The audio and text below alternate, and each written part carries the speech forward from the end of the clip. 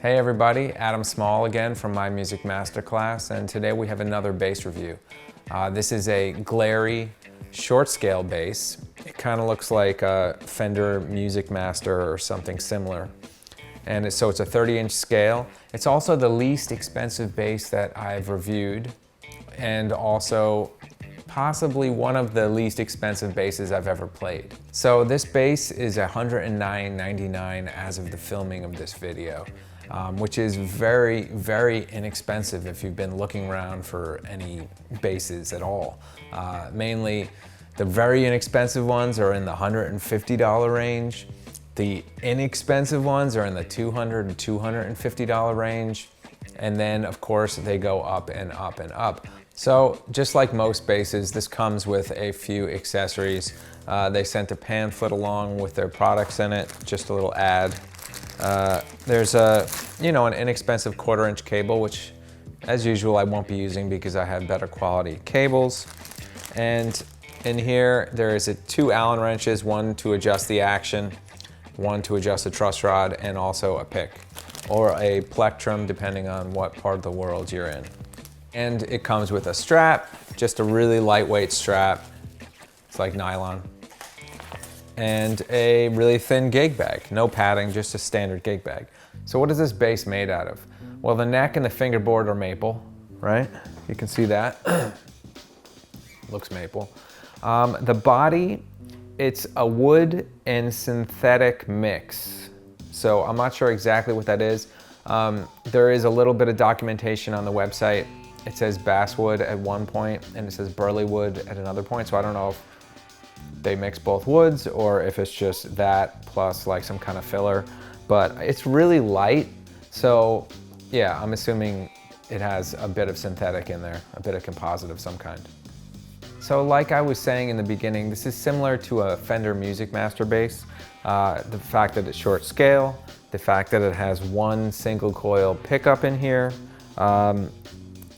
just 2 knobs, tone and volume. And in the Music Masters, I believe they were like Strat pickups or something like that, like one single coil Strat pickup. And this might be a similar idea, due to the cost. Now, before we get started, I want to do our standard disclaimer. Glarry sent us this bass in exchange for a video review, but they didn't tell us to say anything specific. They just asked us to make the video. We agreed to do that in a certain time frame, and that's it. No coaching. We're going to be unbiased as usual. So how does this thing look and how does it feel? Let's start there. Looks cool. Looks like real wood. All right, you got that. Still looks cool on the back. It's a wood grain look. The frets are nicely rounded. Okay, so there's no sharp frets. I'm not going to cut my finger, which is one of my biggest pet peeves. So that's been addressed in the factory.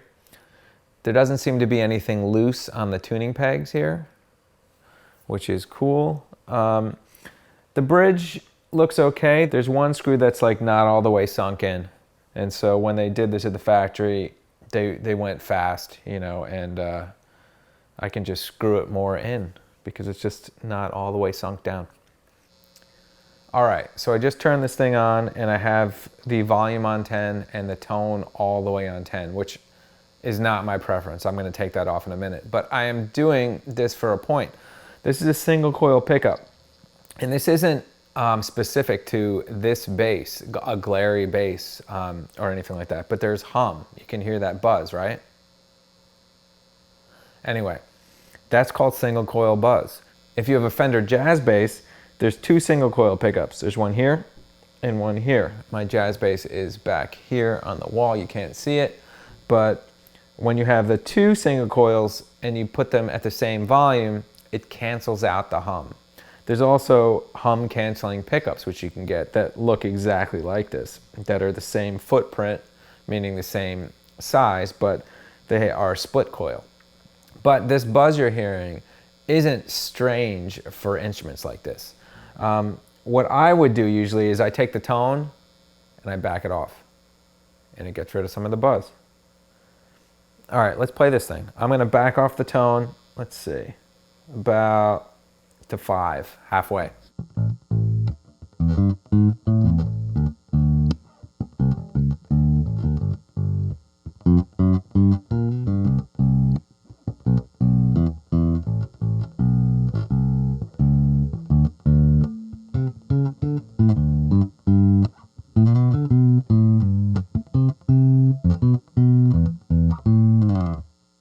My first impression here is that this bass is fun to play.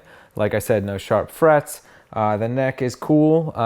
It doesn't seem like there's any dead spots. I played it up to about here, a little below the 12th fret, and it sounds cool and it's pretty in tune. Also, you know, if the intonation's not perfect, which I wouldn't expect it to be out of the factory for $109, you can adjust it. This is an adjustable bridge, so you can make the intonation perfect if you want.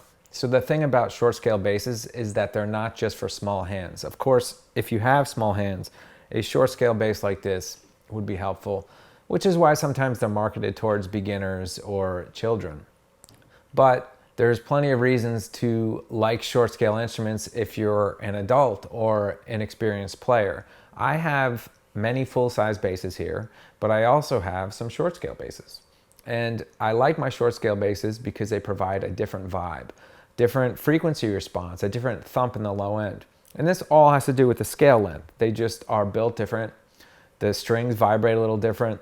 The way everything gets picked up is just a little bit different, making them interesting. So at this price range, you'd expect that they had to cut some corners to get this bass to be playable and shipped to your door. And of course, that's the case, right? I mean, the pickup here, it feels more like a guitar pickup than a bass pickup. It doesn't have a lot of frequency response and it's pretty quiet. It works, you know?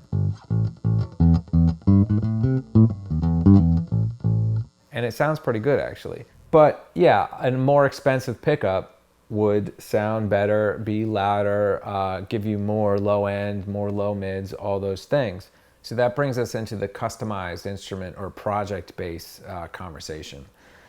Essentially, a lot of players, myself included, have bought inexpensive basses as a template and then just customize them to our liking and to make something that sounds really good for not a lot of money, right? So what I would do here, and I might make another video displaying this because it could be a really fun video to do some tracks with this stock and then just, let's say, put in a new pickup here and do all the tracks again and show you the difference between just changing the pickup. Of course, the pickup I'm talking about is going to cost at least $100 or around there. And this whole bass cost about that. So that's why they couldn't do that and keep it in this price range. This is no fault of Glarry. They provided a totally playable instrument for $109.99. But like I said, I would replace this pickup. You could replace the bridge if you wanted to. You could put a high mass, like hip shot bridge on this thing. That's gonna be another $100. You could do the tuning pegs because, you know, the tuning pegs are okay. You can go nuts with anything you want in here. But like I said, you could just change this pickup out and I bet that'll make a huge difference. All right, so let's do some more playing on this thing to give you some more examples. Let's try tenths, so wide intervals. Let's hear how they sound.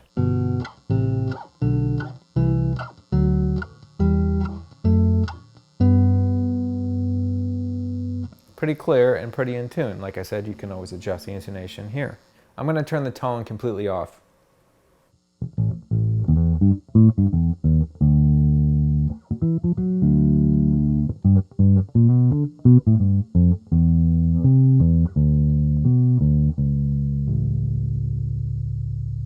Let's try some high register stuff and see how that is.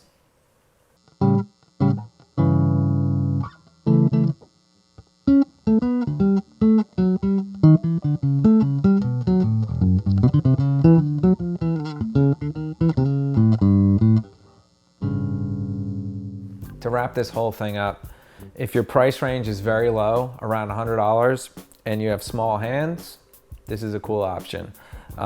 If you want a short scale bass and you want to try to modify it and you want to get it at a cheap price so that you can mess around with the electronics, maybe add a pickup, maybe do something to the bridge or the tuning pegs, this might be a good project bass for that too. Just like everything else in this world, there are varying degrees of money that you can spend to get more features or better quality components. So it really depends. Is your budget $100? Is it $200? Is it $300? Is it $400? Within all these tiers, there's going to be different great deals or different instruments that shine within that price range. And this is the least expensive bass I've ever tried, and it's solid for what it costs, that's for sure. So I'll see you next time.